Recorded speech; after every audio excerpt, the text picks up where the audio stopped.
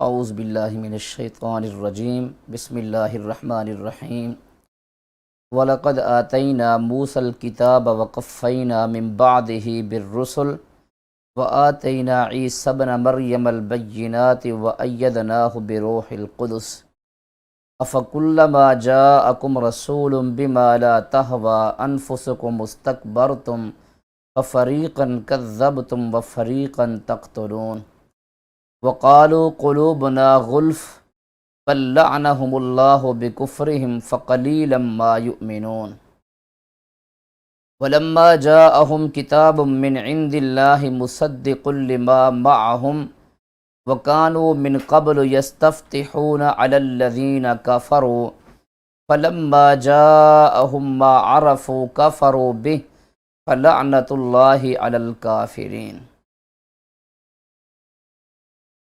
یقیناً ہم نے موسیٰ علیہ السلام کو کتاب عطا فرمائی، وقفینا، اور ہم نے ان کے بعد مسلسل رسل اور انبیاء مبعوث فرمائے، وآتینا عیسی ابن مریم البینات،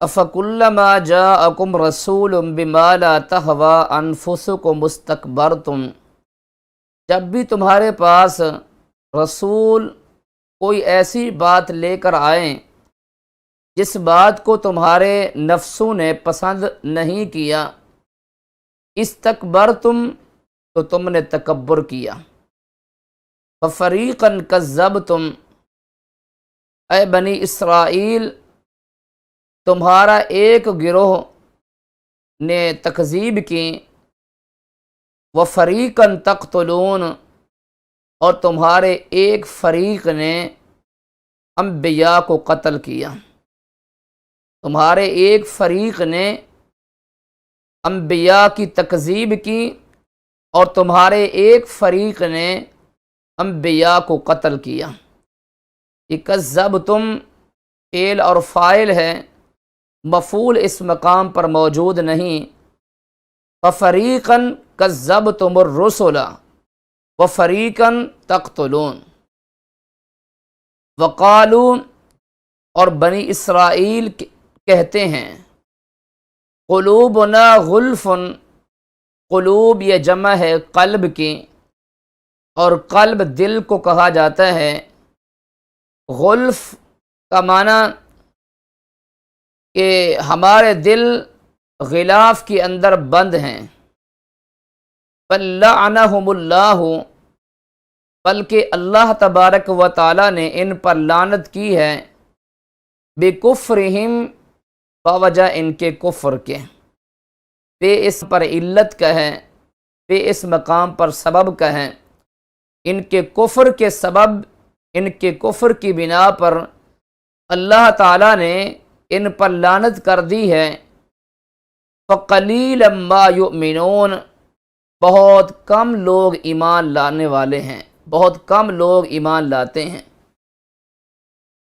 وَلَمَّا جَاءَهُمْ، اور جب بھی ان کے پاس کتاب آئی، من عند اللہ، اللہ تبارک و تعالی کی جانب سے، اللہ کی طرف سے، وہ کتاب مصدقن، یہ صفت ہے کتاب کی، وہ کتاب مصدق بن کر آئی، لما معہم، اس تورات کی جو ان کے پاس موجود تھی، وکانو، اور وہ تھے یعنی بنی اسرائیل، من قبل، اس سے پہلے، یعنی کتاب کے نزول سے پہلے، قرآن کریم کے نازل ہونے سے پہلے، یستفتحون، بنی اسرائیل فتح طلب کرتے تھے، علی الذین کفروا، کافرین کے خلاف فتح طلب کرتے تھے۔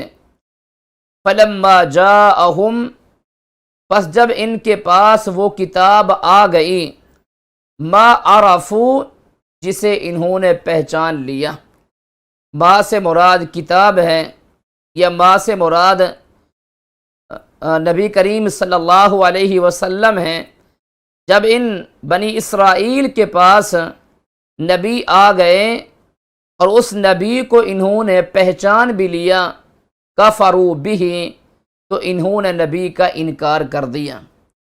نبی کریم صلی اللہ علیہ وسلم کا یہود نے انکار اس لیے کیا کہ آپ علیہ الصلاۃ والسلام کا تعلق حضرت اسماعیل علیہ الصلاۃ والسلام کی اولاد سے تھا۔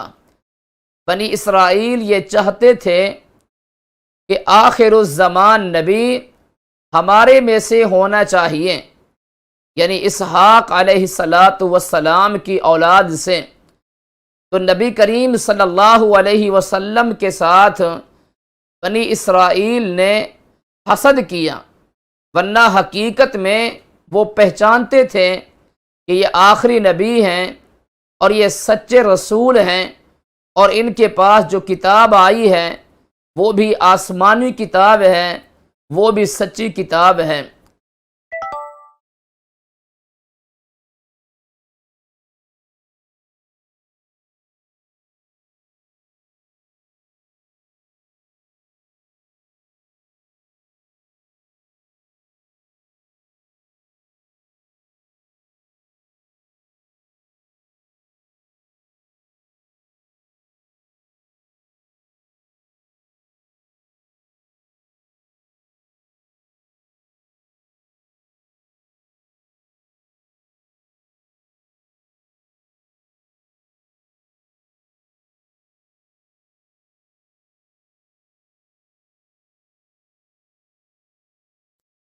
فلعنت اللہ علی الکافرین، اللہ کی لعنت ہے کافرین پر۔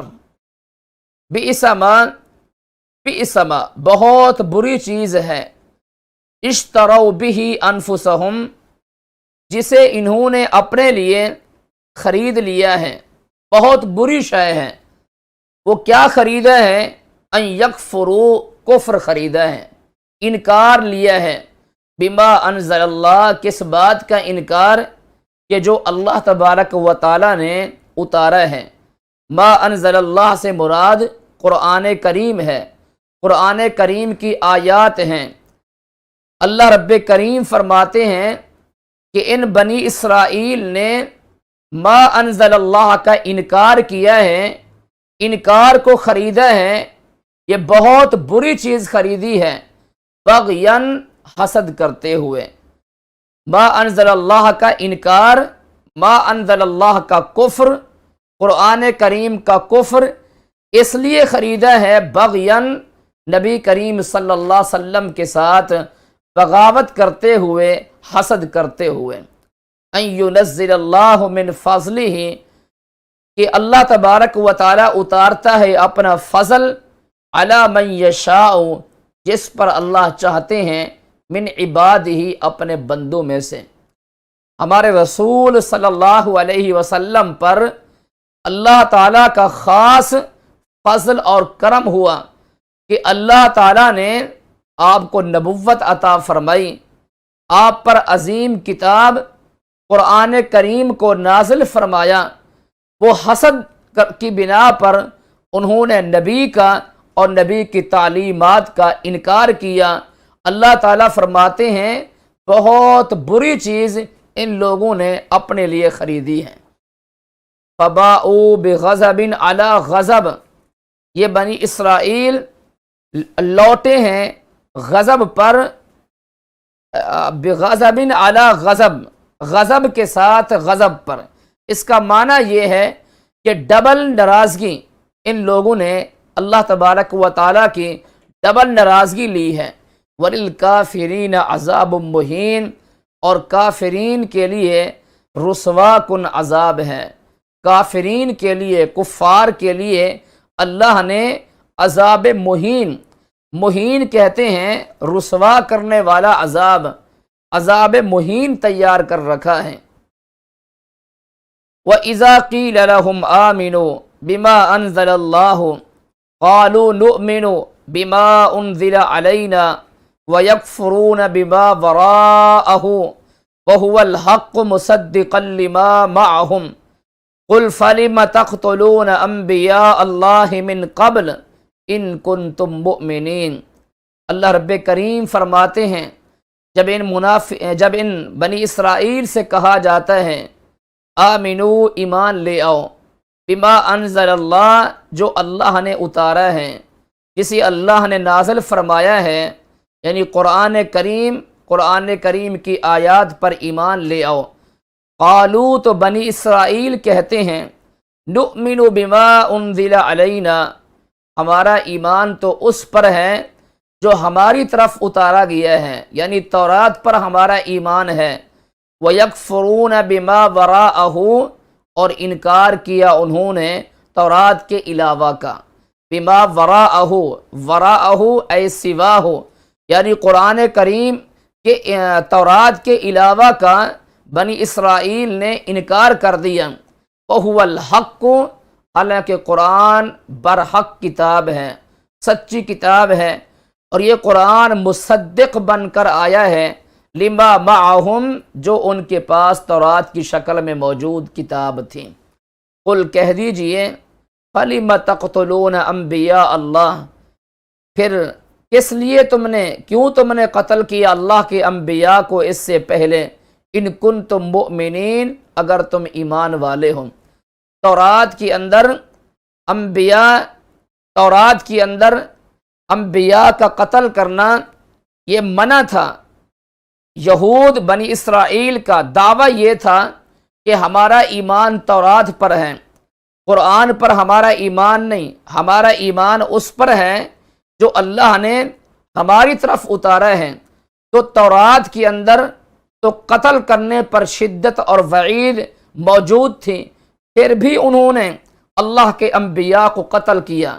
اس کا معنی یہ ہے کہ تورات پر ان کا حقیقی معنی میں ایمان نہیں تھا، تورات کو انہوں نے حقیقی طور پر تسلیم نہیں کیا تھا، تورات کو انہوں نے قبول نہیں کیا تھا، تورات کی تعلیمات کو قبول نہیں کیا تھا۔ وَلَقَدْ جَاءَكُم مُوسَىٰ بِالْبَيِّنَاتِ ثُمَّ اتَّخَذْتُمُ الْعِجْلَ مِن بَعْدِهِ وَأَنْتُمْ ظَالِمُونَ، اے بنی اسرائیل، تمہارے پاس موسیٰ علیہ السلام واضح معجزات لے کر آئے۔ وہ معجزات کیا تھے؟ بینات سے مراد واضح دلائل، یا بینات سے مراد واضح معجزات۔ تمہارے پاس موسیٰ علیہ السلام واضح معجزات لے کر آئے۔ اللہ تبارک و تعالیٰ نے انہیں معجزات عطا فرمائے، اللہ نے انہیں عصا عطا فرمایا، اللہ تبارک و تعالیٰ نے انہیں یہ طاقت عطا فرمائی کہ ایک چٹان پر انہوں نے اپنی عصا ماری اور 12 چشمے پھوٹ پڑے۔ من اور سلوہ، پکے پکائے تیار کھانے آسمان سے اللہ تعالیٰ نے نازل فرما دیے۔ دشمن کو انہوں نے اپنی آنکھوں کے سامنے غرق ہوتا ہوا دیکھا۔ اللہ تعالیٰ نے بنی اسرائیل کو نجات عطا فرمائی فرعونی قوم کے مظالم سے۔ تو یہ تمام کے تمام معجزات تھے۔ وَلَقَدْ جَاءَكُم مُوسَىٰ بِالْبَيِّنَاتِ، موسیٰ علیہ السلام تمہارے پاس معجزات لے کر آئے۔ ثُمَّ پھر اتَّخَذْتُمُ الْعِجْلَ، پھر بھی تم نے بچھڑے کو معبود بنا لیا، من بعدہ، ان کے بعد۔ جب وہ طور پہاڑ کی طرف تورات لینے کے لیے گئے تو پیچھے سے تم نے بچھڑے کو معبود بنا لیا، یعنی تم شرک کے اندر مبتلا ہو گئے۔ وَأَنْتُمْ ظَالِمُونَ، تم بہت ظالم قوم ہو۔ وَإِذْ أَخَذْنَا مِيثَاقَكُمْ، اور اس وقت کو بھی آپ یاد کریں کہ جب ہم نے تمہارے سے میثاق لیا، یعنی پختہ عہد لیا۔ وَرَفَعْنَا فَوْقَكُمُ الطُّورَ، اور ہم نے تمہارے اوپر طور پہاڑ کو اٹھا دیا۔ خُذُوا، ہم نے تم سے کہا خُذُوا مَا آتَيْنَاكُمْ بِقُوَّةٍ وَاسْمَعُوا، کہ بھرپور قوت لے لو، واسمعوا، اور سنو۔ قالوا، تو انہوں نے کہا سمعنا، ہم نے سنا، وعصینا، اور ہم نے نافرمانی کی۔ یعنی جب اللہ تبارک و تعالیٰ نے طور پہاڑ کو ان پر اٹھا لیا اور اللہ تعالیٰ نے کہا کہ اب تم مانو، اب تسلیم کرو، تو انہوں نے اللہ تعالیٰ سے میثاق لیا کہ اے اللہ اس عذاب کو ہمارے سے ٹال دیں، ہم اب تورات کو مانیں گے، تورات کو قبول کریں گے، تورات کی تعلیمات کو تسلیم کریں گے۔ لیکن دل سے انہوں نے یہ بات تسلیم نہیں کی تھی، ظاہری طور پر انہوں نے کہا قالوا سمعنا وعصینا، کہنے لگے کہ ہم نے سنا اور ہم نے نافرمانی کی۔ وَأُشْرِبُوا فِي قُلُوبِهِمُ الْعِجْلَ بِكُفْرِهِمْ، اللہ رب کریم فرماتے ہیں ان کے کفر کی وجہ سے بچھڑے کی محبت کو ہم نے ان کے دلوں میں بھر دیا۔ اشربو یہ فعل ماضی مجہول ہے، باب افعال ہے کہ ہم نے ان کے کفر کی وجہ سے بچھڑے کی محبت کو ان کے قلوب کے اندر بھر دیا۔ قل کہہ دیجئے بئس ما یأمرکم بہ ایمانکم ان کنتم مؤمنین، کہ اگر تم ایمان والے ہو تو پھر تمہارا ایمان تمہیں بری بات کا حکم دے رہا ہے۔ بئس ما یأمرکم، وہ ایمان والے تھے نہیں۔ اللہ تعالیٰ فرماتے ہیں کہ اگر تم ایمان والے ہو تو تمہارا ایمان تمہیں بری شے کا حکم دے رہا ہے، اچھی شے کا تمہیں حکم نہیں دے رہا۔ جو ایمان ہے وہ اچھی باتوں کا حکم دیتا ہے، لیکن جو تمہارا ایمان ہے، جس ایمان کی بات تم کر رہے ہو، تمہارا ایمان تمہیں بری باتوں کا حکم دے رہا ہے، خیر کی باتوں کا حکم نہیں دے رہا۔ قل کہہ دیجئے بنی اسرائیل کا دعویٰ یہ تھا کہ جنت ہماری ہے، جنت ہماری ہے، جنت کے ہم مالک ہیں، ہم جہنم میں جائیں گے صرف وہ 40 دن کہ جو ہم بچڑے کی عبادت کرتے رہیں۔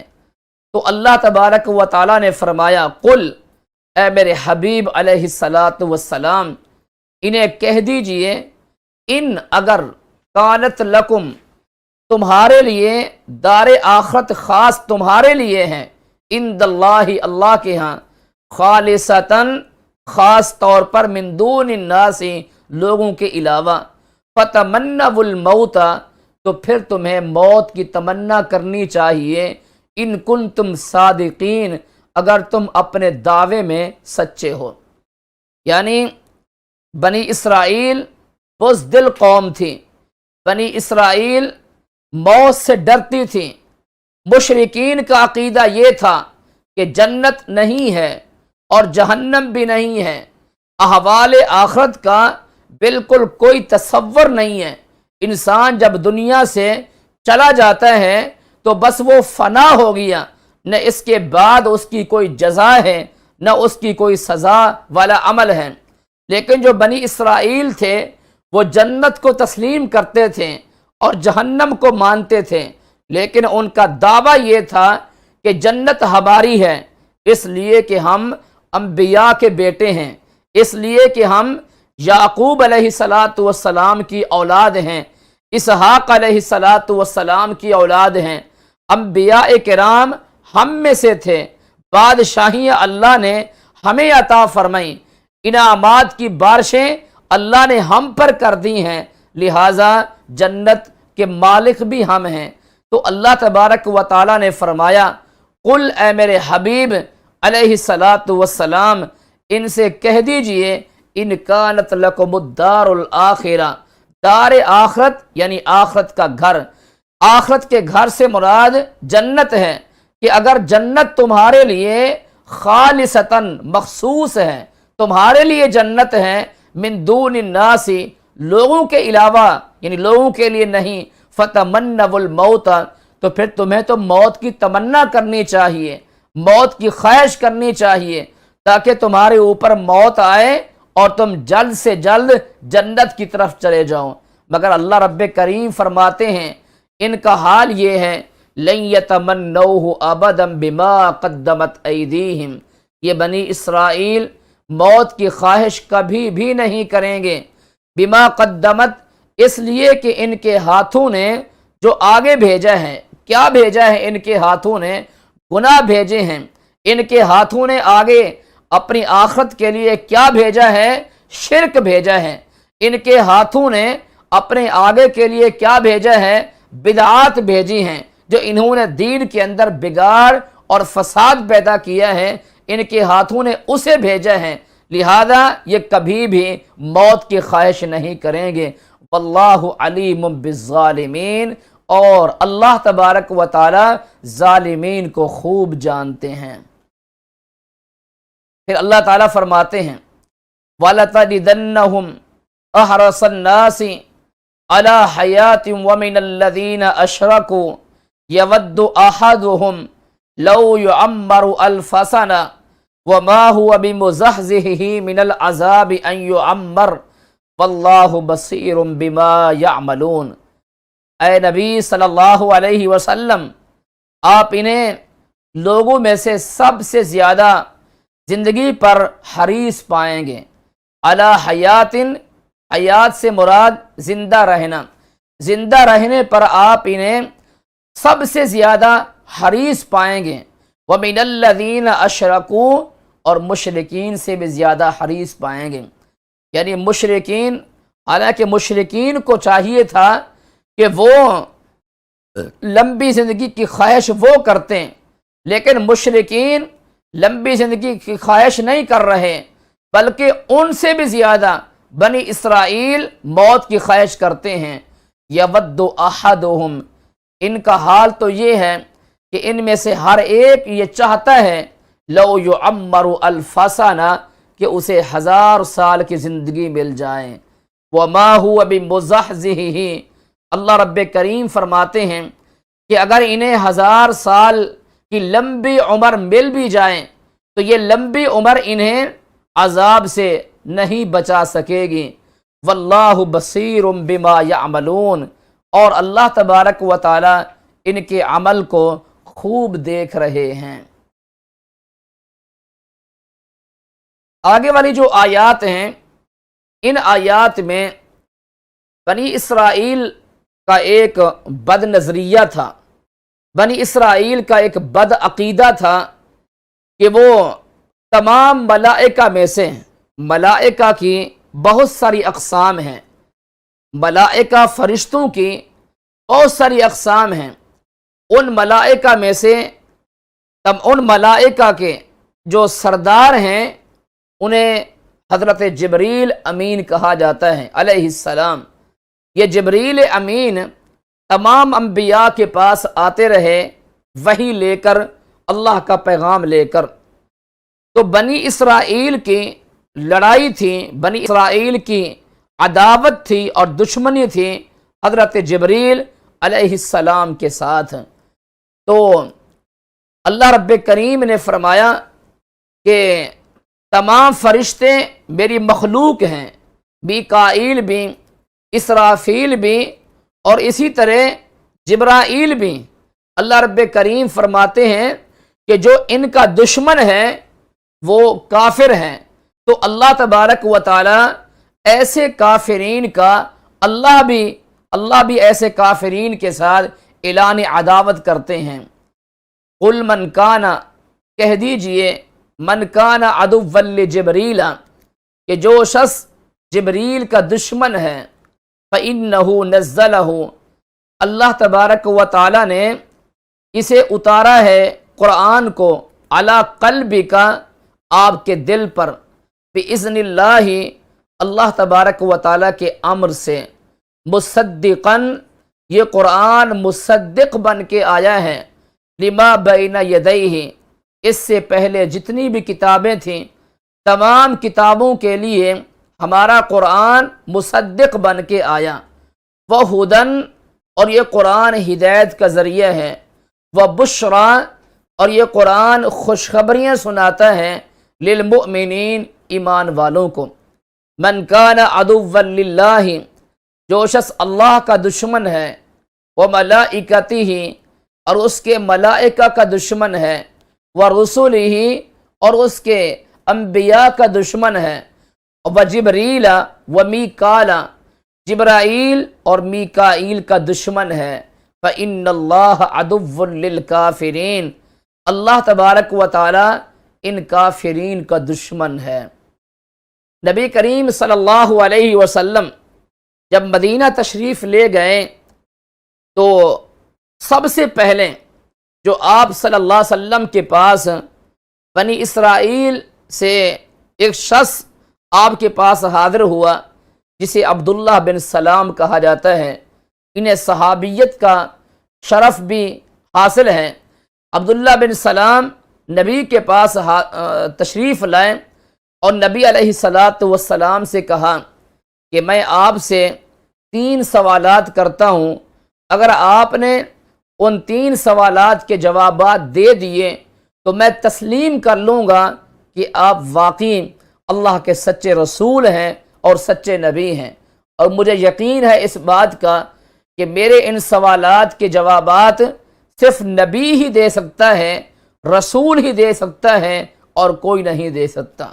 نبی کریم صلی اللہ علیہ وسلم نے عبداللہ بن سلام سے کہا کہ وہ کون سے سوالات ہیں؟ حضرت عبداللہ بن سلام نے کہا کہ قیامت کی نشانیوں میں سے سب سے پہلی نشانی وہ کون سی ہے جو نمودار ہوگی، وہ کون سی نشانی ہے؟ اور دوسرا سوال یہ کیا کہ جنتی جب جنت میں چلے جائیں گے تو سب سے پہلے انہیں کون سا کھانا پیش کیا جائے گا؟ اور تیسرا جو سوال تھا وہ تیسرا یہ تھا کہ تیسرا سوال یہ تھا کہ ہاں جی، قیامت کی پہلی نشانی کیا ہے اور جنتی لوگ جب جنت میں چلے جائیں گے تو سب سے پہلے کیا کھائیں گے؟ اور تیسرا سوال یہ تھا کہ بچہ اپنے والدین کے مشابہ کیوں ہوتا ہے؟ بچہ اپنے والدین کے ساتھ کیوں ملتا ہے شکل و صورت کے اندر؟ یہ 3 سوالات کیے، اور یہ بات صحیح البخاری کی کتاب التفسیر کے اندر موجود ہے۔ تو نبی کریم صلی اللہ علیہ وسلم نے فرمایا کہ ابھی ابھی جبریل امین میرے پاس حاضر ہوئے ہیں، اور جبریل امین نے مجھے ان 3 باتوں کا جواب دیا ہے۔ تو حضرت عبداللہ بن سلام نے کہا کہ جبریل کے ساتھ تو بنی اسرائیل کو عداوت ہے، بنی اسرائیل اعلان عداوت کر چکے ہیں، کیونکہ یہ جبریل ہی تھے جو ان پر طرح طرح کے عذاب لاتے تھے، ان کے لیے پیغام لاتے تھے، تو لہٰذا بنی اسرائیل جبریل کے ساتھ اعلان عداوت کر چکے ہیں، تو بنی اسرائیل کبھی بھی جبریل کے پیغام کو تسلیم نہیں کریں گے۔ تو اللہ تبارک و تعالیٰ نے ان آیات کو نازل فرمایا، قُلْ مَنْ كَانَ عَدُوًّا لِجِبْرِيلَ فَإِنَّهُ نَزَّلَهُ عَلَىٰ قَلْبِكَ بِإِذْنِ اللَّهِ مُصَدِّقًا لِمَا بَيْنَ يَدَيْهِ وَهُدًى وَبُشْرَىٰ لِلْمُؤْمِنِينَ مَنْ كَانَ عَدُوًّا لِلَّهِ وَمَلَائِكَتِهِ وَرُسُلِهِ وَجِبْرِيلَ وَمِيكَالَ فَإِنَّ اللَّهَ عَدُوٌّ لِلْكَافِرِينَ وَلَقَدْ أَنزَلْنَا إِلَيْكَ یقیناً ہم نے اتارا آپ کی طرف واضح آیات کو، وَمَا يَكْفُرُ بِهَا اور ان آیات کا انکار فاسق اور بدکار قسم کے لوگ، فاسق کہتے ہیں بدکار لوگوں کو، ان واضح آیات کا فاسقین اور جو بدکار لوگ ہیں وہی ان کا انکار کرتے ہیں۔ أَوَكُلَّمَا عَاهَدُوا عَهْدًا نَبَذَهُ فَرِيقٌ مِّنْهُمْ بَلْ أَكْثَرُهُمْ لَا يُؤْمِنُونَ جب بھی ان فاسقین نے وعدہ کیا، کوئی بھی وعدہ، نَبَذَهُ تو اس وعدے کو ایک فریق نے پھینک دیا، یعنی اس عہد کی پاسداری نہیں کی، بل اکثرهم بلکہ ان میں سے اکثر لا یؤمنون ان کا ایمان ہی نہیں ہے۔ ولما جاءہم اور جب ان کے پاس رسول آئے اللہ کی طرف سے، مصدق بن کے آئے، لما معہم جو ان کے پاس تھا، نبذ فریق من الذین تو پھینک دیا ان لوگوں میں سے جنہیں کتاب دی گئی، ان کے ایک گروہ نے کتاب اللہ کی کتاب کو پھینک دیا، وراء ظہورہم اپنی پیٹھوں کے پیچھے۔ ظہور یہ جمع ہے ظہر کی، ورا پیچھے کو کہا جاتا ہے، وراء ظہورہم اپنے پیٹھوں کے پیچھے یعنی پس پشت ڈال دیا، کأنہم لا یعلمون، گویا کہ وہ جانتے ہی نہیں ہیں۔ یہاں ایک نکتہ یہ ہے کہ عالم اگر اپنے علم کے مطابق عمل نہیں کرتا تو اسے قرآن جاہل کہتا ہے۔ یعنی یہ بنی اسرائیل، انہیں اللہ تبارک و تعالیٰ کی کتاب کا علم تھا، علم کے باوجود اگر عمل نہیں کیا تو قرآن انہیں لا یعلمون، جاہل کہتا ہے۔ واتبعوا ما تتلو الشیاطین علی ملک سلیمان وما کفر سلیمان ولکن الشیاطین کفروا یعلمون الناس السحر وما انزل علی الملکین ببابل ہاروت وماروت وما يعلمان من احد حتى يقولا انما نحن فتنة فلا تكفر فيتعلمون منهما ما يفرقون به بين المرء وزوجه وما هم بضارين به من احد الا باذن الله ويتعلمون ما يضرهم ولا ينفعهم وَلَقَدْ عَلِمُوا لَمَنِ اشْتَرَاهُ مَا لَهُ فِي الْآخِرَةِ مِنْ خَلَاقٍ وَلَبِئْسَ مَا شَرَوْا بِهِ أَنفُسَهُمْ لَوْ كَانُوا يَعْلَمُونَ وَلَوْ أَنَّهُمْ آمَنُوا وَاتَّقَوْا لَمَثُوبَةٌ مِّنْ عِندِ اللَّهِ خَيْرٌ لَوْ كَانُوا يَعْلَمُونَ وَاتَّبَعُوا مَا تَتْلُو الشَّيَاطِينُ، اور بنی اسرائیل پیروی کرتے ہیں جو پڑھتے تھے شیاطین ملک سلیمان میں، سلیمان علیہ السلام کے ملک میں۔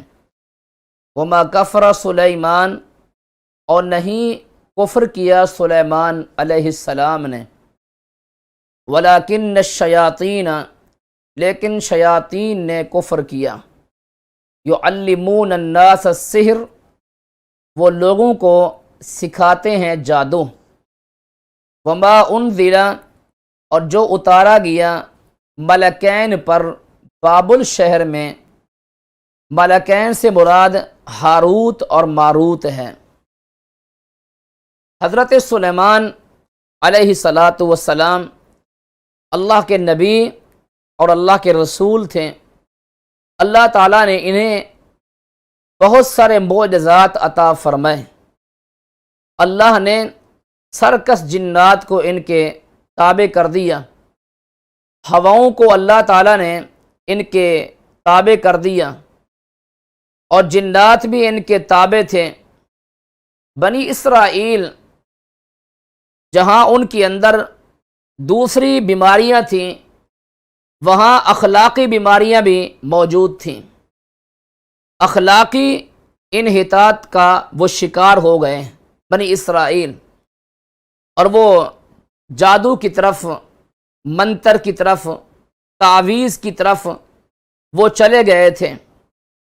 اور وہ ان کا دعویٰ یہ تھا بنی اسرائیل کا کہ حضرت سلیمان علیہ السلام بھی تو ساحر تھے، وہ بھی جادوگر تھے۔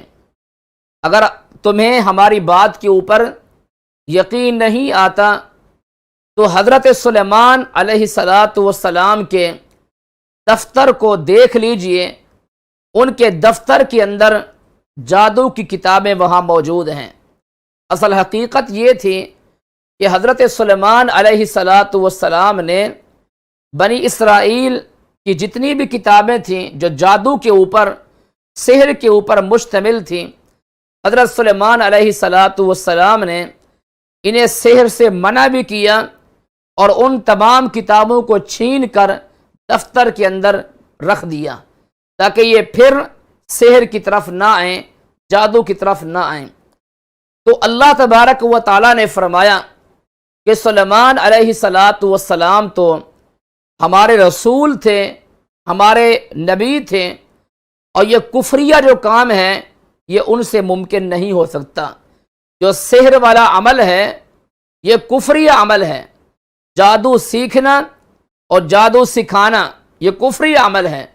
یعنی بنی اسرائیل نے حضرت سلیمان علیہ السلام پر یہ گھنونا الزام لگایا کہ سلیمان علیہ السلام نعوذ باللہ وہ ساحر تھے، وہ جادوگر تھے، حالانکہ اللہ تبارک و تعالیٰ کے وہ رسول تھے۔ اللہ نے ہواؤں کو ان کے تابع کر دیا، سرکش جنات کو اللہ نے ان کے تابع کر دیا۔ تو یہود کی، بنی اسرائیل کی اس یعنی خباثت کا اور اس الزام کا تذکرہ اللہ تبارک و تعالیٰ نے اس آیت کریمہ کے اندر کیا ہے۔ وَاتَّبَعُوا، اور یہ بنی اسرائیل پیروی کرتے ہیں، مَا تَتْلُو الشَّيَاطِينُ، جو پڑھتے تھے شیاطین، علی ملک سلیمان، سلیمان علیہ السلام کے ملک میں۔ وما کفر، یہ لفظ کافرہ ساحرہ کے معنی میں ہے، لیکن سحر کے اوپر اللہ نے لفظ کافرہ کا اطلاق کیا۔ یہ دلیل ہے اس بات کی کہ سحر کا جو عمل ہے یہ کفری عمل ہے۔ وما کفر سلیمان ای ما سحر سلیمان، سلیمان علیہ السلام نے جادو نہیں کیا، ولیکن الشیاطین کفروا، لیکن شیاطین نے جادو کیا۔ اس مقام پر اللہ تبارک و تعالی بنی اسرائیل کو شیاطین سے اللہ انہیں پکار رہا ہے کہ جو بنی اسرائیل ہیں یہ شیاطین ہیں، اور بنی اسرائیل جو سحر والے عمل کے اندر داخل ہو گئے تھے یہ کافر ہیں۔ ولیکن الشیاطین، لیکن شیاطین نے کفروا سحروا، سحر کیا۔ یعلمون الناس السحر، یہ شیاطین لوگوں کو سحر سکھاتے تھے، سحر کی، جادو کی تعلیم دیتے تھے۔ یاد رکھیے سحر کا جو عمل ہے یہ کفری عمل ہے۔ نبی کریم صلی اللہ علیہ وسلم نے ارشاد فرمایا کہ جو کاہن کے پاس جاتا ہے فصدقہ بما یقول، اور اس کی تصدیق کرتا ہے تو قد کفر بما انزل علی محمد صلی اللہ علیہ وسلم، ایسے شخص نے اس شریعت کا انکار کر دیا ہے جو شریعت محمد صلی اللہ علیہ وسلم پر نازل ہوئی ہے۔ ایک اور حدیث میں آپ صلی اللہ علیہ وسلم نے ارشاد فرمایا کہ جو کاہن کے پاس جاتا ہے اس نے شرک کیا ہے۔ ایک اور حدیث میں آپ صلی اللہ علیہ وسلم نے ارشاد فرمایا کہ جو کاہن کے پاس جاتا ہے اس نے کفر کیا ہے۔ ایک اور حدیث میں آپ صلی اللہ علیہ وسلم نے ارشاد فرمایا کہ جو کاہن کے پاس جاتا ہے 40 دن تک اس کی نماز اور اس کا عمل قبول نہیں ہوتا۔ لہذا یہ کفری عمل ہے، یہ بد عمل ہے، اور اس سے ہمیں بچنا چاہیے۔ سحر کا علاج بھی نبی کریم صلی اللہ علیہ وسلم نے بتایا ہے۔ معوذتین جو صورتیں ہیں، قل اعوذ برب الفلق ہے، قل اعوذ برب الناس ہے، اور جو مسنون دعائیں ہیں، صبح و شام کی اذکار ہیں، ان کو وہ اذکار کرنے چاہیے، ان کا دم اپنے اوپر کرنا چاہیے، تو انشاءاللہ سحر والے عمل سے ہم محفوظ ہو جائیں گے۔ تقریباً اس وقت ہر گھرانہ سحر کے عمل سے متاثر ہے، لہٰذا ہمیں ان دعاؤں کی اور ان اذکار کی پابندی کرنی چاہیے، اور بچوں کو بھی آپ ان کے اوپر بھی دم کریں، مسنون اذکار کا دم کریں، معوذتین کا دم کریں، مسنون دعائیں جو احادیث کی کتابوں کے اندر موجود ہیں وہ مل جاتی ہیں، وہ ان دعاؤں کو پڑھنا چاہیے، اذکار کرنے چاہیے اپنے اوپر، اپنے بچوں کے اوپر، تو انشاءاللہ سحر والے عمل سے محفوظ ہو جائیں گے۔ وما انزل علی الملکین، اور جو اتارا گیا 2 فرشتوں پر، یہ جو ہاروت اور ماروت ہیں یہ 2 ملک تھے، 2 فرشتے تھے۔ بابل شہر جہاں آج کل کوفہ ہے، اس جگہ پر اللہ تعالیٰ نے ان 2 فرشتوں کو نازل فرمایا، پیروں کی شکل میں اور جادوگروں کی شکل میں اللہ نے انہیں نازل کیا، اور یہ بنی اسرائیل کے لیے امتحان تھے، آزمائش تھے۔ تو بنی اسرائیل ان کے پاس جاتے جادو سیکھنے کے لیے، سحر کی تعلیم حاصل کرنے کے لیے، تو یہ ہاروت اور ماروت ان سے کہتے ہیں کہ ہم فتنے میں ہیں، ہم آزمائش میں ہیں، تم ہمارے سے جادو نہ سیکھو۔ یعنی ابتدائی طور پر تو یہ ہاروت اور ماروت انہیں سحر سے منع کرتے تھے، سحر کی تعلیمات سے منع کرتے تھے، لیکن جب بار بار ان کا اصرار ہوتا تو پھر ہاروت اور ماروت انہیں سحر کی تعلیم دے دیا کرتے تھے۔ اور سحر بھی کون سا؟ وہ سحر کہ جس کی بنا پر شوہر اور بیوی کے درمیان تفریق ہو جائے، شوہر اور بیوی کے درمیان جدائی ہو جائے، وہ سحر سیکھا کرتے تھے۔ یہ سخت ترین سحر ہے۔ نبی کریم صلی اللہ علیہ وسلم نے فرمایا، ارشاد فرمایا کہ ابلیس اپنے عرش پر، اپنے تخت کے اوپر بیٹھا ہوا ہے اور اس نے چیلے اور نمائندے چھوڑے ہوئے ہیں۔ شام کے وقت اس کے تمام نمائندے اس کے پاس رپورٹ جا کر پیش کرتے ہیں۔ تو جب شام کے وقت جاتے ہیں، ہر چیلا اور ہر اس کا نمائندہ اسے رپورٹ پیش کرتا ہے تو وہ کہتا ہے تم نے کچھ نہیں کیا، لیکن ایک اس کا نمائندہ آ کر یہ بات کہتے ہیں کہ میں نے شوہر اور بیوی کو لڑا دیا ہے، گھر میں لڑائی کرا دی ہے، ان کے درمیان جدائی ڈال دی ہے، ان کے درمیان تفریق کر دی ہے۔ تو ابلیس اپنے تخت سے نیچے اترتا ہے اور اسے گلے لگاتا ہے اور اسے کہتا ہے کہ نعم انت، آپ نے بہترین قسم کا کام آپ نے کیا ہے۔ یعنی ابلیس کا اور ابلیس کے نمائندوں کا، ابلیس کے جو چیلے ہیں، ان کا کام یہ ہے کہ گھروں کے اندر لڑائی ڈالنا، گھروں کے اندر فساد برپا کرنا، شوہر اور بیوی کو جدا کرنا، شوہر اور بیوی کے درمیان اختلاف پیدا کرنا، یہ ابلیس کا اور ابلیس کے نمائندوں کا یہ کام ہے۔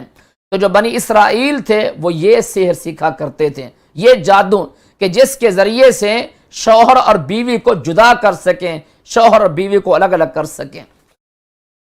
وما يعلمان، اور یہ ہاروت اور ماروت، یعلمان یہ تثنیہ کا صیغہ ہے اور اس سے مراد ہاروت ماروت ہیں، نہیں وہ کسی کو تعلیم دیتے، حتی یقول، یہاں تک کہ وہ کہتے انما نحن فتنۃ، ہم فتنے اور آزمائش میں ہیں، فلا تکفر، لہذا تم جادو نہیں کرو۔ فیتعلمون، یہ بنی اسرائیل ان سے سیکھتے تھے، ما وہ جادو، یفرقون بہ، جس جادو کے ذریعے سے جدائی کر دیں، تفریق کر دیں، بین المرء و زوجہ، شوہر اور اس کی بیوی کے درمیان، وما ہم بضارین، اور نہیں یہ کسی کو نقصان پہنچا سکتے، الا باذن اللہ، مگر اللہ تبارک و تعالیٰ کے امر سے، اللہ کے حکم سے۔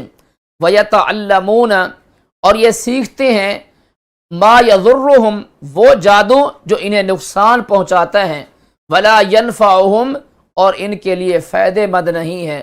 وَلَقَدْ عَلِمُوا، بلا شبہ یہ جانتے ہیں، لَمَنِ اشْتَرَاهُ، کہ وہ شخص جس نے جادو سیکھا ہے، مَالَهُ فِي الْآخِرَةِ مِنْ خَلَاقٍ، آخرت میں اس کے لیے کچھ حصہ نہیں، وَلَبِئْسَ مَا شَرَوْا بِهِ أَنفُسَهُمْ، بہت بری چیز انہوں نے اپنے لیے خریدی ہے، لَوْ كَانُوا يَعْلَمُونَ، کاش کہ یہ جانتے ہوتے۔ وَلَوْ أَنَّهُمْ آمَنُوا، اگر بے شک یہ بنی اسرائیل ایمان لاتے، واتقوا، اور تقوی اختیار کرتے، لَمَثُوبَةٌ مِّنْ عِنْدِ اللَّهِ خَيْرٌ، تو اللہ تبارک و تعالیٰ کی طرف سے انہیں بہترین ثواب ملتا، لَوْ كَانُوا يَعْلَمُونَ، کاش کہ یہ جانتے ہوتے۔ تو اس آیت کریمہ میں جو بنی اسرائیل اخلاقی انحطاط کا شکار ہوئے، اللہ تعالیٰ نے اس کا تذکرہ کیا ہے۔ آگے والی جو آیات آ رہی ہیں، ان آیات میں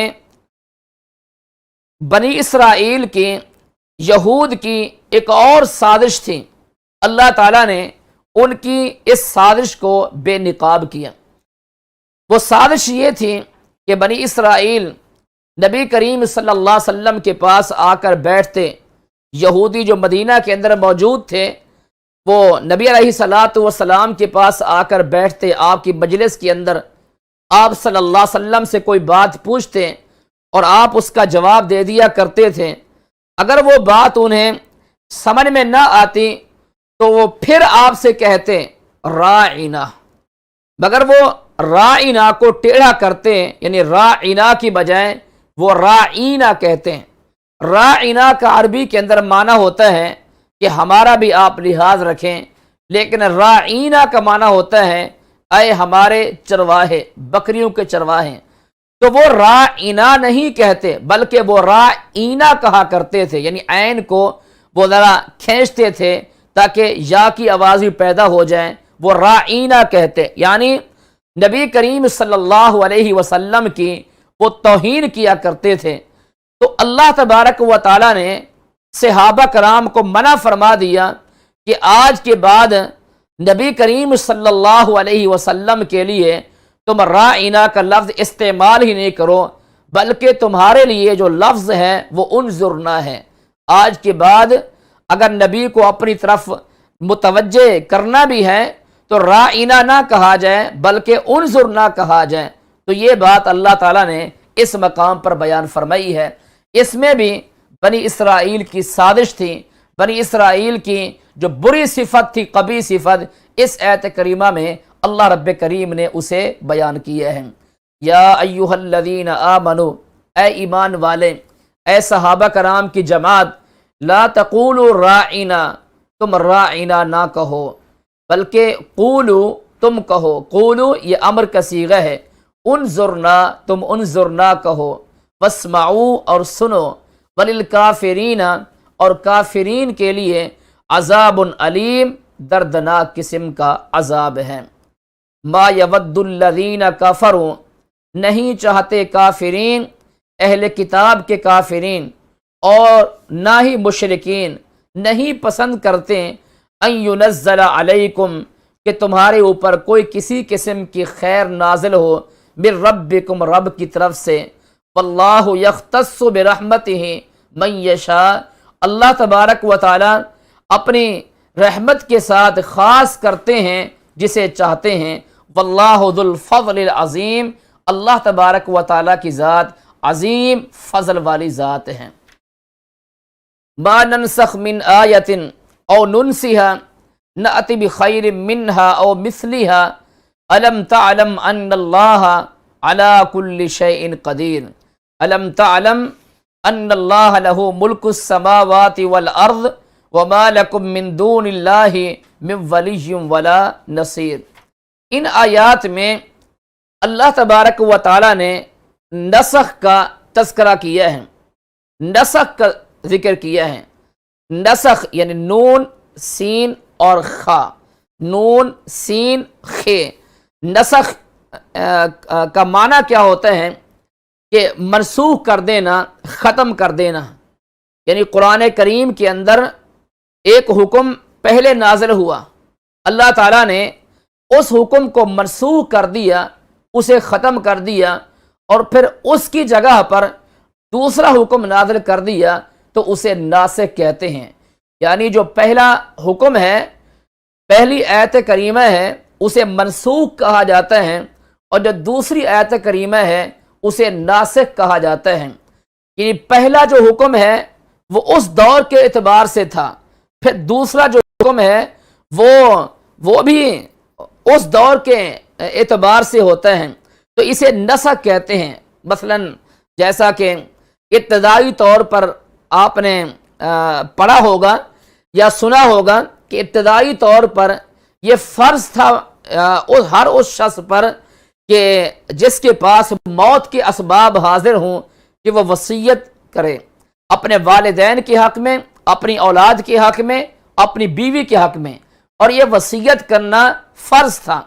لیکن جب اللہ تبارک و تعالیٰ نے آیت میراث کو نازل فرما دیا، آیت میراث کے اندر، یہ سورہ النساء کی آیت کریمہ ہے، آیت میراث میں اللہ تبارک و تعالیٰ نے ہر ایک کا حصہ متعین کر دیا۔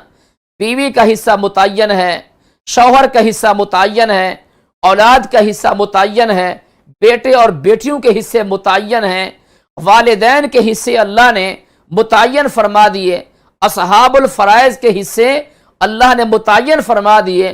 تو جو پہلے والی آیت کریمہ تھی وہ منسوخ ہو گئیں اور آیت میراث یہ ناسخ بن گئیں، تو اسے نسخ کہتے ہیں۔ میں نسخ کی تفصیل بتا رہا تھا کہ جو پہلا حکم ہے اسے ناسخ کہا جاتا ہے، اور جو دوسرا حکم ہے اسے منسوخ کہا جاتا ہے۔ نسخ کی 3 اقسام عام طور پر بیان کی جاتی ہیں۔ ایک قسم تو یہ ہے کہ پہلا حکم بھی منسوخ ہو جاتا ہے اور آیت کریمہ کی تلاوت بھی منسوخ ہو جاتی ہے، اور دوسری قسم یہ ہے کہ آیت کریمہ کی تلاوت تو باقی ہوتی ہے لیکن حکم منسوخ ہو جاتا ہے، اور تیسری قسم یہ ہے کہ حکم موجود ہوتا ہے لیکن تلاوت منسوخ ہو جاتی ہے۔ تو یہ نسخ کی 3 اقسام ہیں۔ یہ نسخ، کچھ لوگ اعتراض کرتے ہیں کہ نسخ کے اندر عقل کی کمی ہے، تو یہ کیسے ممکن ہوا کہ اللہ تبارک و تعالیٰ نے پہلے ایک حکم دیا اور پھر اللہ تعالیٰ نے دوسرا حکم دے دیا؟ تو یہ بات تو درست نہیں ہے، لیکن حقیقت بات یہ ہے کہ نسخ کے اندر عقل کی کمی نہیں ہوتی، بلکہ اللہ تبارک و تعالیٰ اوقات کا اعتبار کرتے ہیں۔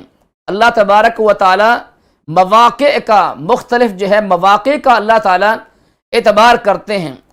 یعنی پہلے شروع اسلام میں حالات اور انداز کے تھے، یعنی سنگین قسم کے حالات تھے، لیکن اس کے بعد پھر آہستہ آہستہ حالات بہتر ہوتے چلے گئے۔ تو جو پہلا حکم تھا وہ اس وقت کے اعتبار سے تھا، اور جو دوسرا حکم تھا وہ بعد کے اعتبار سے تھا۔ تو نسخ کے اندر کمی نہیں ہوتی عقل کی، بلکہ اصلاح معاشرہ ہوتا ہے، اصلاح معاشرہ کا اعتبار کیا جاتا ہے۔ تو اس لیے علماء اہل سنہ والجماعہ کا عقیدہ یہ ہے کہ نسخ ہوا ہے، اور نسخ کی یہ تینوں اقسام پائی جاتی ہیں، اور نسخ کے اندر عقل کی کمی نہیں ہوتی بلکہ اصلاح معاشرہ ہوتا ہے۔ اچھا، نسخ کے علاوہ ایک لفظ اور بھی ہے جو اس آیت کریمہ کے اندر موجود ہے، جسے نسیان کہا گیا ہے، اور ننسیہا۔ اللہ تبارک و تعالیٰ فرماتے ہیں آیت کریمہ بھی ہم منسوخ کرتے ہیں اور نسیان بھی ہم کراتے ہیں۔ نسیان کی مثال کیا ہے؟ نسخ کی تو بہت مثالیں آپ کو مل جائیں گی، لیکن نسیان کی مثال کیا ہے؟ سورہ بقرہ کے آغاز میں اللہ تبارک و تعالیٰ فرماتے ہیں کہ ان اللہ لا یستحیی ان یضرب مثلا ما بعوضہ، کہ مجھے شرم نہیں آتی کہ میں مچھر کی مثال بیان کروں یا اس سے بھی حقیر شے کی۔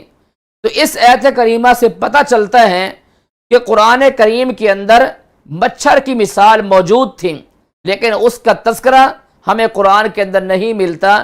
تو یہ دلیل ہے اس بات کی کہ اللہ تعالیٰ نے اسے بھلوا دیا ہے، اللہ تعالیٰ نے اسے نسیان کرا دیا ہے کہ وہ مچھر کی مثال یہاں قرآن میں موجود نہیں ہے۔ مکڑی کی مثال ملتی ہے، مکھی کی مثال ملتی ہے، لیکن مچھر کی مثال نہیں ملتی۔ تو دونوں چیزیں ہیں، نسخ بھی ہے اور نسیان بھی ہے، اور یہ دونوں چیزیں موجود ہیں، اس کی مثالیں ہمیں ملتی ہیں۔ ما ننسخ من آیت او ننسیہا، نہیں ہم کسی آیت کریمہ کو منسوخ کرتے ہیں، اور ننسیہا یا نہیں ہم آپ سے بھلواتے، ناتی بخیر منہا، تو ہم اس کی جگہ پر بہتر حکم لاتے ہیں، اور مثلیہا یا اس کے برابر لاتے ہیں۔ یعنی نسخ جہاں ہوتا ہے وہاں پھر اللہ تعالیٰ اس سے بہتر حکم نازل فرماتے ہیں۔ الم تعلم، کیا آپ نہیں جانتے؟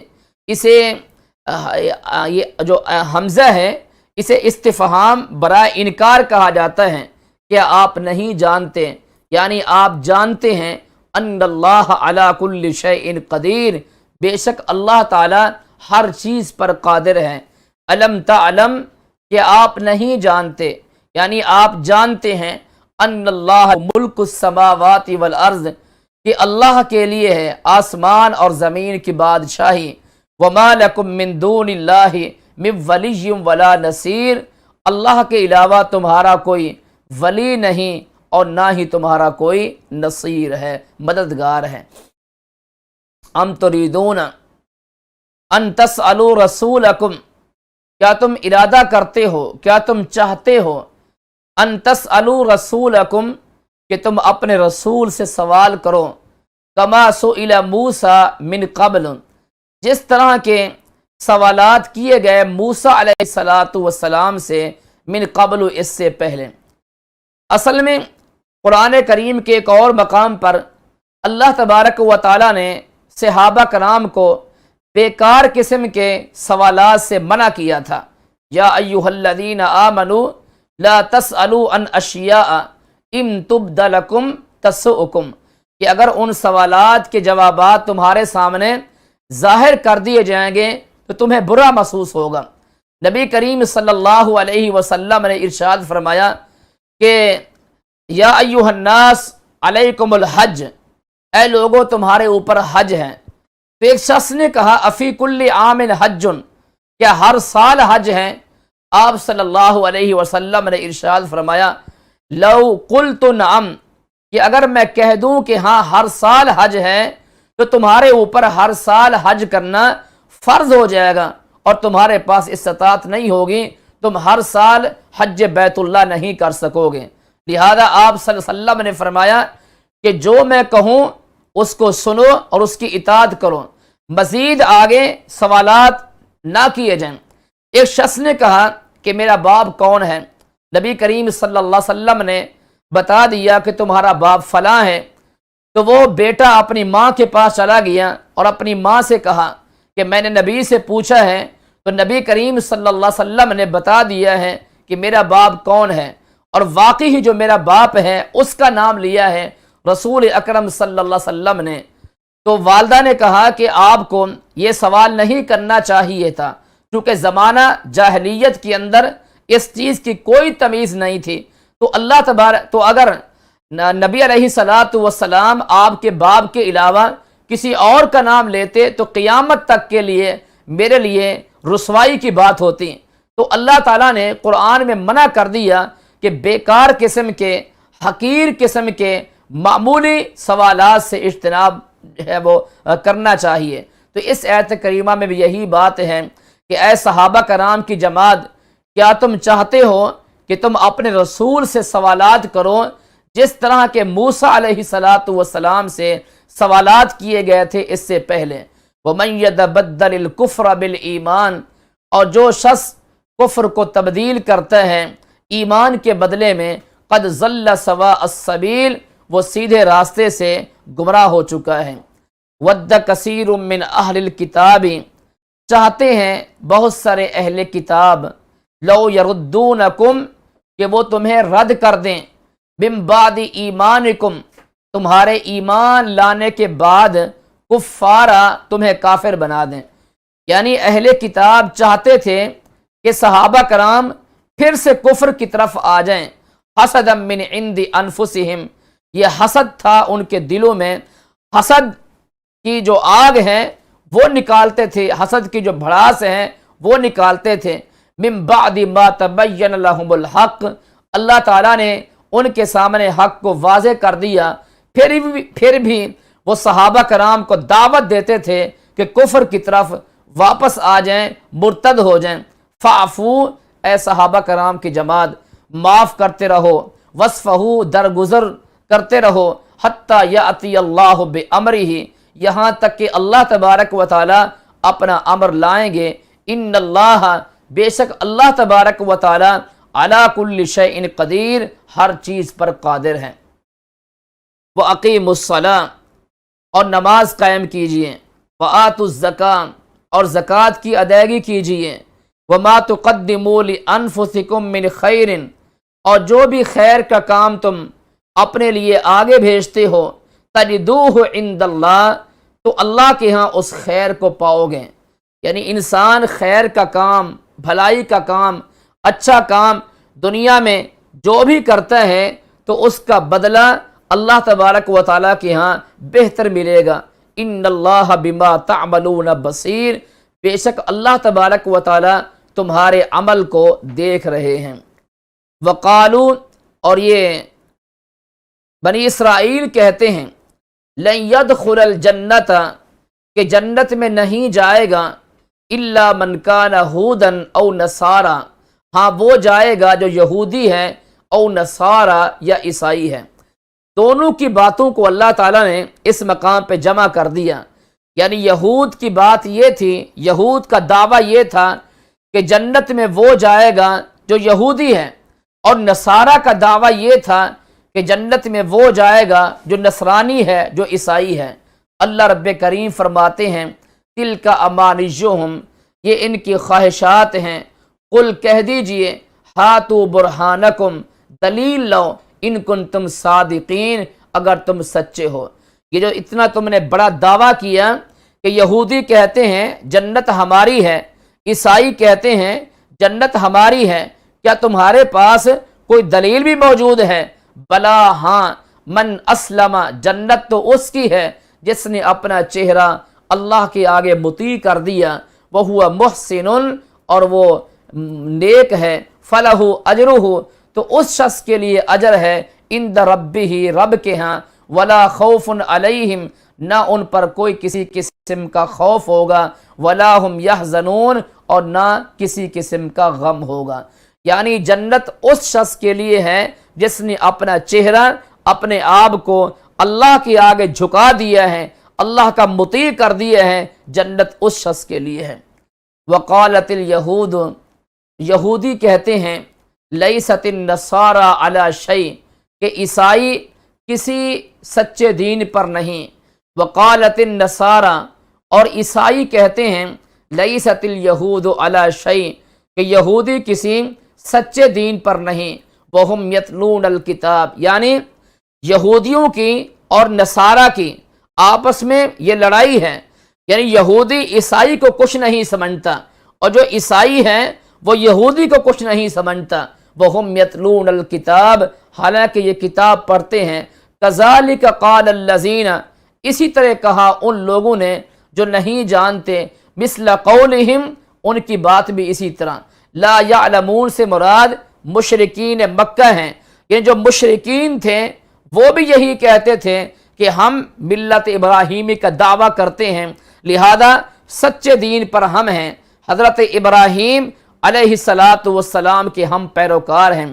یعنی یہودی اپنے آپ کو سچا سمجھتے ہیں، جو عیسائی ہیں وہ اپنے آپ کو سچا سمجھتے ہیں، اور جو مشرکین ہیں وہ اپنے آپ کو سچا سمجھتے ہیں۔ اللہ تعالیٰ فرماتے ہیں میں قیامت کے دن ان کے اختلاف کا فیصلہ کروں گا، اور میں سب کے سامنے سب کا فیصلہ کروں گا کہ کون صحیح دین پر تھا، کون سچے دین پر تھا۔ من اظلم ممن منع مساجد اللہ ان یذکر فیہا اسمہ وسعی فی خرابہا اولئک ما کان لہم ان یدخلوہا الا خائفین لہم فی الدنیا خزی ولہم فی الآخرۃ عذاب عظیم۔ کون بڑا ظالم ہو سکتا ہے؟ ممن، اس شخص سے بڑھ کر جو اللہ کی مساجد سے منع کرتا ہے، ان یذکر فیہا اسمہ، کہ اللہ کی مساجد میں اللہ کے نام کا ذکر کیا جائے، وسعی فی خرابہا، اور وہ کوشش کرتا ہے اللہ کی مساجد کو ویران کرنے کی کوشش کرتا ہے، اولئک، یہی لوگ ہیں، ما کان لہم، نہیں ہے ان کے لیے، ان یدخلوہا، کہ یہ داخل ہوں مساجد میں، الا خائفین، مگر ڈرتے ہوئے۔ اصل بات یہ ہے کہ کفار مکہ بیت اللہ میں کسی کو داخل نہیں ہونے دیتے تھے، صحابہ کرام کو منع کرتے تھے، اور نبی کریم صلی اللہ علیہ وسلم کو مسجد الحرام سے روکتے تھے۔ تو اللہ تبارک و تعالیٰ فرماتے ہیں کہ یہ بہت ظالم ہیں کہ میرے گھر سے، میری مسجد سے، مسجد الحرام سے میری مخلوق کو اور صحابہ کرام کی جماعت کو داخل ہونے سے منع کر رہے ہیں۔ یہی وجہ ہے صلح حدیبیہ کا جو واقعہ ہے وہ آپ کے سامنے ہے کہ حدیبیہ کے مقام پر کفار نے آپ کو روک دیا تھا کہ آپ بیت اللہ میں داخل نہیں ہو سکتے، نبی کو منع کر دیا تھا، صحابہ کرام کو منع کر دیا تھا، روک دیا تھا۔ اللہ تعالیٰ فرماتے ہیں کہ یہ بڑے ظالم لوگ ہیں کہ جنہوں نے نبی کو اور صحابہ کرام کو مسجد الحرام کی طرف آنے سے منع کر دیا ہے، روک دیا ہے۔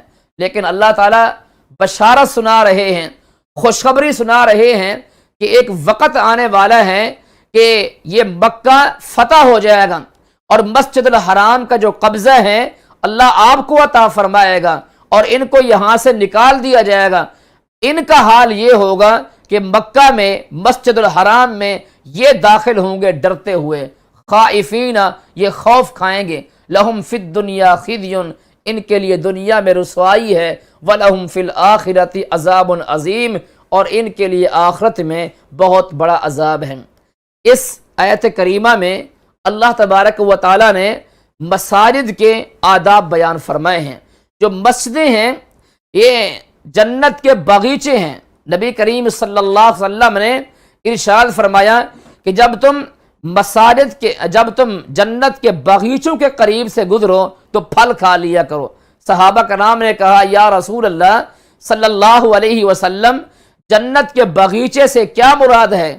آپ علیہ الصلاۃ والسلام نے فرمایا مساجد اللہ ہیں، جو مسجدیں ہیں یہ جنت کے باغیچے ہیں، اور جو پھل کھانا ہے، پھل کھانے سے مراد یہ ہے کہ مسجد میں بیٹھ کر اللہ کا ذکر کر لیا کریں۔ تو مسجد کے آداب ہیں۔ نبی کریم صلی اللہ علیہ وسلم نے ارشاد فرمایا کہ مسجد کے اندر تھوکنا منع ہے، اگر کوئی شخص تھوکتا بھی ہے تو اس کا کفارہ کیا ہے؟ دفنھا، یعنی تھوک کو دفن کر دینا۔ پھر نبی علیہ الصلاۃ والسلام نے ارشاد فرمایا کہ جو شخص مسجد کا عادی ہے، یعنی مسجد کی طرف آتا جاتا ہے، اس کے ایمان کی شہادت دو۔ ایک خاتون جو کالے رنگ والی تھی وہ مسجد کے اندر جھاڑو دیا کرتی تھی۔ نبی کریم صلی اللہ علیہ وسلم نے صحابہ کرام سے کہا، جب اس کا انتقال ہوا اور اس کی تدفین ہو گئی تو صحابہ سے کہا کہ مجھے اس کی قبر پر لے جاؤ، میں اس کے حق میں دعا کرتا ہوں۔ چنانچہ نبی کریم صلی اللہ علیہ وسلم اس کی قبر پر تشریف لے گئے اور آپ نے اس کے حق میں دعا فرمائی۔ تو مسجد کے آداب ہیں۔ اس آیت کریمہ میں بھی اللہ تعالیٰ نے مساجد اللہ کے آداب بیان فرمائے ہیں، تو لہٰذا ان آداب کا ہمیں خیال کرنا چاہیے۔ آپ صلی اللہ علیہ وسلم نے ارشاد فرمایا کہ اگر تم کسی کو دیکھو کہ مسجد میں بیٹھ کر وہ کاروبار کر رہا ہے، تجارت کر رہا ہے یا کاروبار کی باتیں کر رہا ہے تو اسے بد دعا دو، لا اربح اللہ تجارتک، اللہ تعالیٰ تمہاری تجارت کو فائدے والا نہ بنائے، نفع بخش نہ بنائے۔ پھر آپ صلی اللہ علیہ وسلم نے ارشاد فرمایا کہ اگر کوئی شخص مسجد کے اندر کسی گم شدہ جانور کا اعلان کر رہا ہے تو تم اسے کہو لا ردہ اللہ، اللہ تبارک و تعالی اسے رد نہ کریں۔ تو یہ مسجد کے کیا ہیں؟ آداب ہیں۔ وَلِلَّهِ الْمَشْرِقُ وَالْمَغْرِبُ، اللہ کی مشرق ہے اور اللہ کی مغرب ہے۔ فَأَيْنَمَا تُوَلُّوا، تم جہاں بھی جاؤ، فَثَمَّ وَجْهُ اللَّهِ، وہاں اللہ کا چہرہ ہے۔ اصل بات یہ ہے، اس آیت کریمہ کی تفسیر میں مفسرین نے ایک واقعہ نقل کیا ہے۔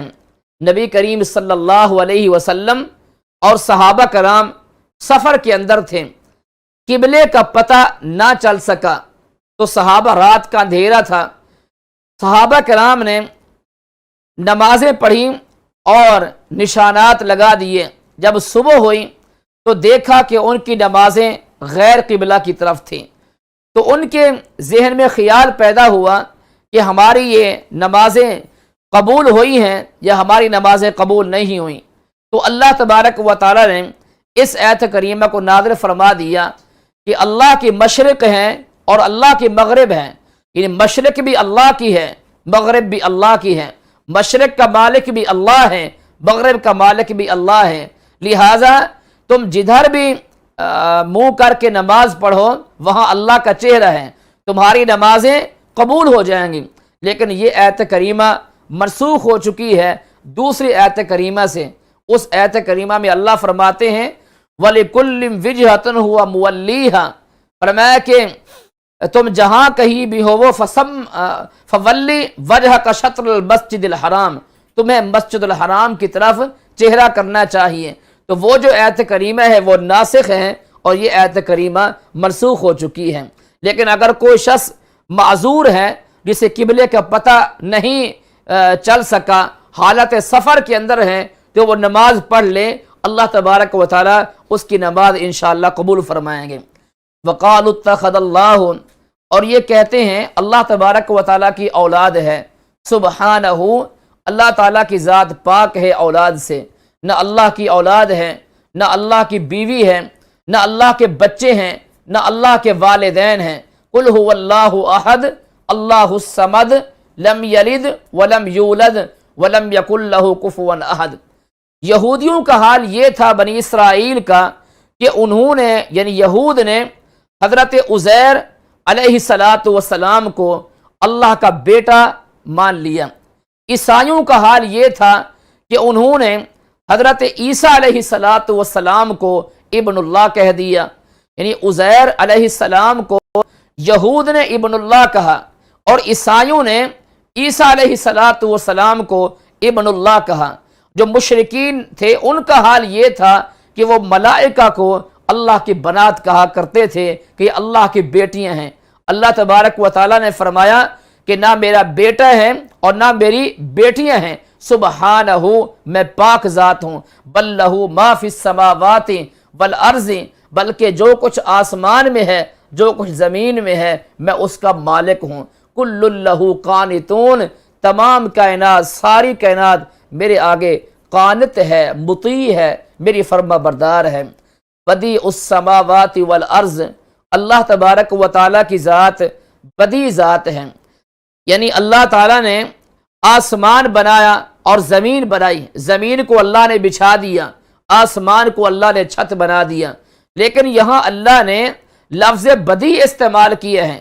بدیع کا معنی یہ ہوتا ہے کہ آسمان کی پہلے نظیر اور پہلے مثال اللہ کے سامنے موجود نہیں تھی، زمین کی نظیر اور زمین کی جو مثال ہیں وہ پہلے موجود نہیں تھی، یعنی نئے سرے سے اللہ نے پہلی مرتبہ آسمان کو چھت بنا دیا اور زمین کو اللہ نے بچھا دیا، تو اللہ کی ذات بدیع ذات ہے۔ وَإِذَا قَضَىٰ أَمْرًا، اور جب بھی اللہ تعالیٰ کسی بات کا فیصلہ فرماتے ہیں فَإِنَّمَا يَقُولُ لَهُ كُن فَيَكُونُ، تو اللہ تعالیٰ اس کے لیے کن کہتے ہیں، فیکون تو وہ معاملہ وہ کام ہو جاتا ہے۔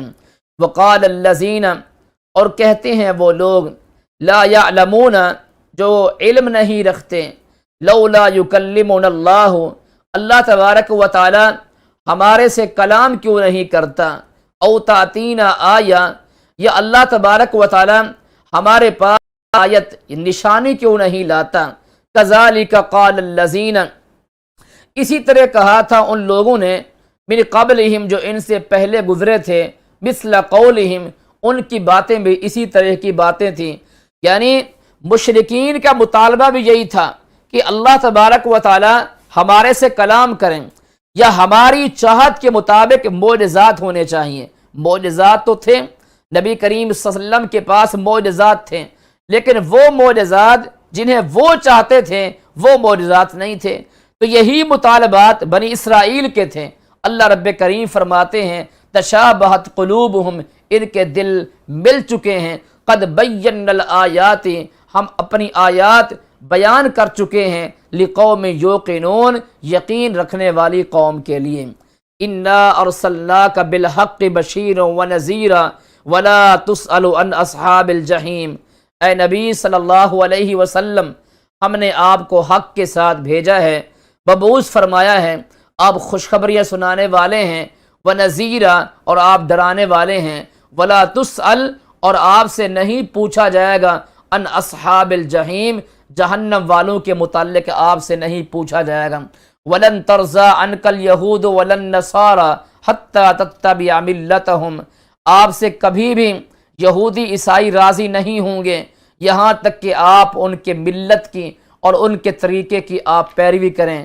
قل کہہ دیجئے، ان ھدی اللہ ھو الھدی، کہ جو اللہ کی ہدایت ہے وہی حقیقی ہدایت ہے۔ وَلَئِنِ اتَّبَعْتَ أَهْوَاءَهُمْ من بعد الذی جاءک من العلم ما لک من اللہ من ولی ولا نصیر، اگر آپ نے ان کی خواہشات کی پیروی کی بعد اس کے کہ آپ کے پاس علم آ چکا ہے، تو پھر اللہ سے آپ کا کوئی نہ ولی ہوگا ولا نصیر، اور نہ کوئی نصیر ہوگا۔ ما لک من اللہ ای من عذاب اللہ۔